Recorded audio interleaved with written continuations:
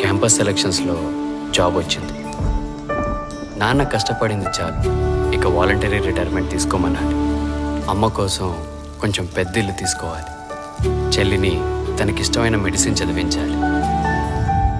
శేఖర్కి ఇలాంటి కలలు ఎన్నో ఉండేవి. కానీ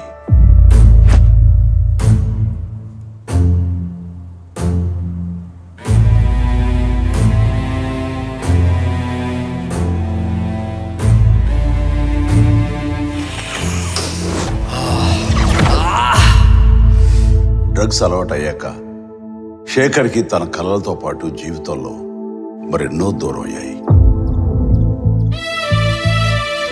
అమ్మా, స్టోర్కి వెళ్ళొస్తానమ్మా. ఇలా ఒక్క శేఖరే కాదు, ఎందరో యువత యువకులు ఈ డ్రగ్స్గా ఆకర్షితులై తమ జీవితాల్ని నాశనం చేసుకుంటారు.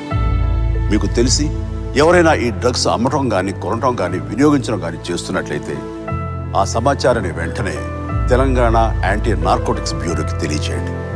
మీరు చేయాల్సిన ఫోన్ నెంబర్ 8712671111. మీ వివరాలు గోప్యంగా ఉంచబడతాయి. బాధితులను ఆ మత్తు నుండి దూరం చేయటమే వారి ఆశయం తప్ప శిక్షించడం కాదు. డ్రగ్స్ రహిత సమాజమే లక్ష్యంగా సాగుతున్న మన తెలంగాణ ప్రభుత్వ సంకల్పంలో నాతో పాటు మీరు చేతులు కలపండి.